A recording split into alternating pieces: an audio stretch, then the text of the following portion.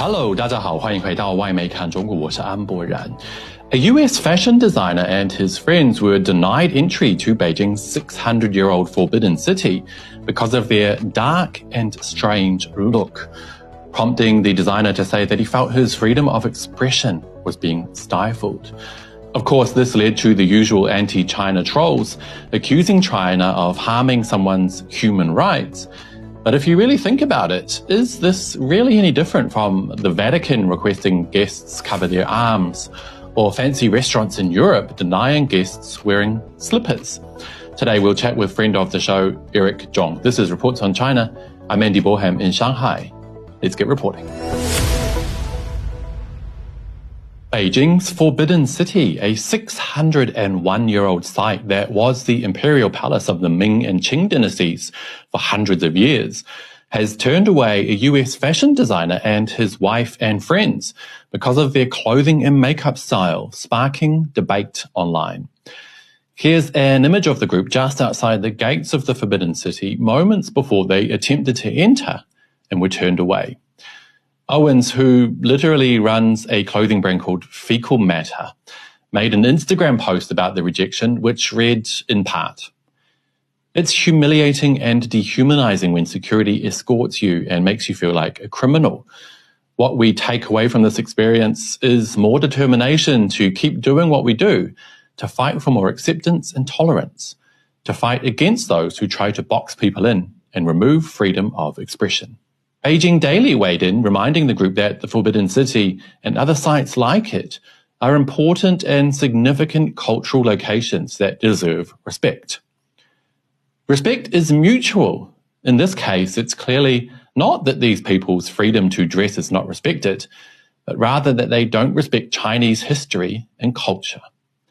And Chinese netizens are also having none of it. One Weibo user fairly pointed out, "I went to visit the Vatican. When the staff saw people exposing their arms and legs, they were asked to wrap them up with clothing." Another added, "If you go to a Halloween party dressed like this, no one will stop you." Yet more Chinese netizens said that the four would scare young children and the elderly to death. And Egg Ding Ding added, "Don't you have restaurants in your beautiful country that don't let people wearing slippers enter? But I can wear slippers at home for dinner." One Twitter user suggested that the group head to Taiwan, who recently welcomed drag queens to perform in front of a portrait of Sun Yat-sen, before adding, "There will definitely be liberals and colonialists who will use this incident to criticize China, saying that the Chinese have no cultural confidence and are intolerant.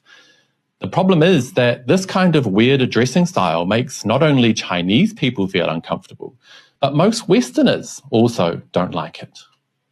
Now I want to welcome back friend of the show, Eric Zhong, for his take. Eric, it's been a while. First up, what's your take on this Forbidden City fashion fiasco?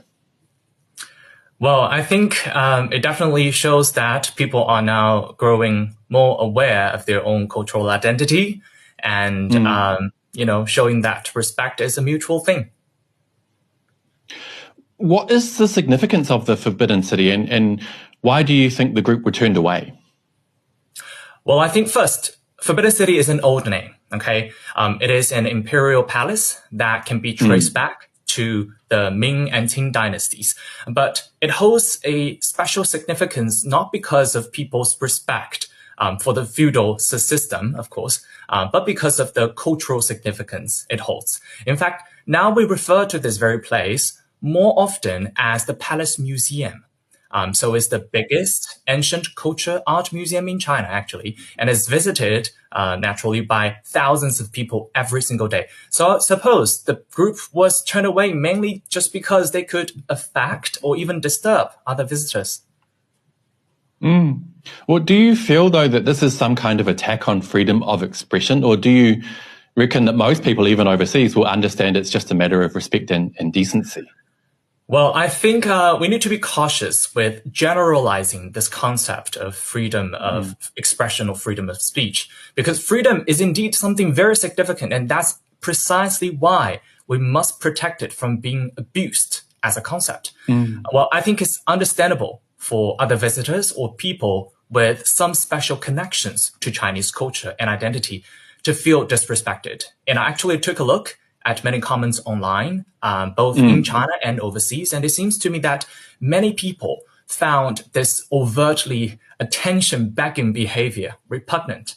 So I believe it's more about showing decorum, especially when you're new to another culture, and being proud of your own identity or belief should not just be this excuse to disregard other people's legitimate feelings. Yeah, I totally agree. And I know that places like Thailand, with its temples and religious sites, don't let guests in with their legs showing. And that place has a lot of tourists who don't seem to complain about it. So why is it, do you think, that the same standards in China tend to attract these claims that the country is somehow suppressing people's human rights and dignity? Oh, well, I think some critiques, they just love shoving everything under the freedom of expression umbrella term when it comes to China-related issues, right? I think that precisely shows the lack of value diversity and maturity to understand nuances. Yeah, I totally agree. Value diversity is a good term, and I think people need to really take that into account when they visit other countries, even China. Thank you so much, Eric. It's good to have you back on the show again. It's always good to be back. And that will be it for today, you guys. But as always, I'd love to hear your thoughts. Do you think that the Forbidden City was too harsh? Should guests be allowed to express themselves how they see fit? And what do you think of the group's fashion statement? Do let me know down below. And don't forget to hit like and subscribe if you haven't already. It really does help the channel. I'll see you all next time. Bye-bye.